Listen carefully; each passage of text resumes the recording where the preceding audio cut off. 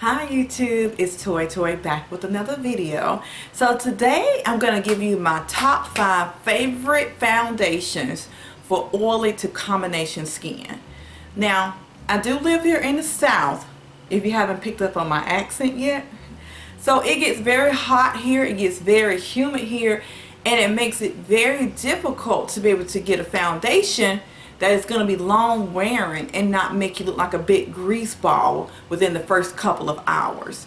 So I've tried a lot of different foundations. So I'm going to give you my top 5 foundations. I'm also going to talk to you about 2 of my favorite primers for oily skin too that will actually make these foundations work even better. Okay, so I'm going to go ahead and get into the review. I'm going to start with my 2 favorite drugstore foundations first, and then I'm going to work my way up to my higher end, mid-range higher end foundations. Okay, so my first favorite is the Maybelline Fit Me. I'm sure this is no surprise. You hear people talk about this foundation all the time, and it is definitely worth the hype. This is my everyday foundation that I wear. It is more of a medium coverage. I know some people say that it's a full coverage. I've never got it to really act as a full coverage foundation for me. So this is more my everyday foundation when I don't want to look too made up, but I do need my makeup to last throughout the day. Now this retails for about $6, which is a great price for this foundation, because this foundation can really compete with some of the higher end foundations that's on the market now. I know Maybelline recently added some more darker shades and some kind of in-between shades, so I was able to find a pretty good match for me without having to mix the colors. Now when I wear this, I am usually able to get about 12 hours wear, like 10 to 12 hours wear out of this, so this is a really good foundation, especially for the price. Now next I'm going to talk about is the L'Oreal Pro Matte. Now this is my favorite drugstore foundation of all times. I love this foundation. It does say it's a demi matte finish. I would really say it's more of a full matte finish, especially when you use this with a primer. It is 24, it says it's 24-hour wear. I didn't wear it that long. I don't know who's really wearing foundation 24 hours, but I was able to get about 14 hours wear out of the foundation, and even then it still looked really good.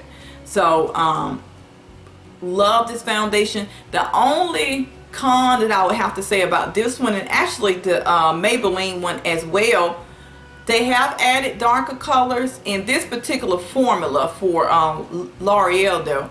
They don't really have a lot of colors. I'm still kind of in between colors. I can make this one work, especially in the summertime for me.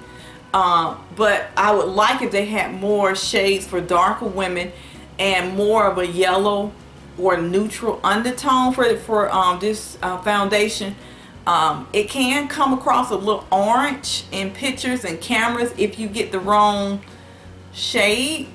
So that's probably my only complaint that I really have for this foundation here. But if I had to rate it, I would definitely give it like a 4, probably a 4.5. My Maybelline foundation, I would probably give it about a 4. But this one here is a 4.5 for me. So my favorite drugstore primer. My next one is not a surprise for most people either. It's the MAC Studio Fix foundation. This one retails for about $28, so it's definitely higher than your drugstore foundations, but it's not as expensive as some of the other foundations on the market. Now it is a medium coverage, but you can get to a full coverage with this foundation pretty easily. It does feel a little bit more heavier on the skin than some other foundations, but it wears very well. I can at least get about 14 hours wear out of this foundation. It's very good at controlling the oils. It photographs beautifully in pictures, and on camera this foundation looks great. And I know MAC recently, I think it's been at least 6 months ago, they added some different shades, some darker shades and some kind of in-between shades, which really worked well for me because I was in between the NC45 and the NC50 and I would have to mix. And so they recently came out with the newer shade. So I have the NC46. This will definitely have to be my summer color. And I know they have the NC47, so I will bump up to that one for the summertime. But this is a great foundation. And so you need to try this one if you have not already. All right, my next one is my NARS Sheer Glow. I did say Sheer Glow, but don't let the title rather fool you when it comes to this foundations. First of all, it retails for about $48, and me personally, I would not spend $48 on a foundation that is a really sheer coverage. I would at least have to have like a medium coverage for me. But this foundation is definitely medium. It's nothing sheer about it. You can build this one up to be a full coverage as well. It will give you a glow to the skin, but it won't make you look oily. It will make your skin look, actually it'll make your skin look like skin, so to speak. It's not that cakey, that cake face look. So it's definitely not a matte finish, but it can be more of a satin finish. Now this one I can wear in the summertime as well if I prime my face and prep properly. And I'll discuss the primer that I use when I use this foundation if I'm going to use it in the summertime. But all in all, this is a great foundation. One of my favorite foundations. Actually, this is my favorite foundation from NARS. Like I said, even in the summertime I can still wear this foundation. So if I had to rate it, I would probably give it like a 4, probably about a 4.8. And I love it. And they do have a lot of darker shades or in-between shades for women of color. So NARS do have a pretty good selection. Now they can stand to add a few more shades, some few, you know, in-between shades, definitely some more darker shades, but they do have a pretty good range of colors. Alright, so my next foundation here is my Lancome Tinidol 24-hour foundation. I love this foundation. I love it, love it, love it. This foundation is not really heavy on the skin. It's definitely more of a medium to full coverage. It's definitely not sheer. You can build this one up to be a full coverage foundation very easily as well. It retails for I think about $48, $49, $50, somewhere in that price range. They do have a lot of colors for women of color, rather. They have a lot of the warmer, the neutral, and they do have a lot more darker complexion foundations. This foundation here, I'm able to at least get 14 hours wear out of this one. It's not a full matte foundation, but it is long wearing. It is more of a satin finish, and this one is not going to give you that cake face look as well. So like I said, this is one of my favorite foundations. I don't hear as much talk about it as I used to when it first came out, but this one is definitely a great foundation. I would have to give it probably a 4.9, almost a 5 stars for this foundation. But like I said, it is one of my favorite foundations. Now I'm also going to talk about my 2 favorite primers that I have, and let me get them. So my first one is going to be my Makeup Forever.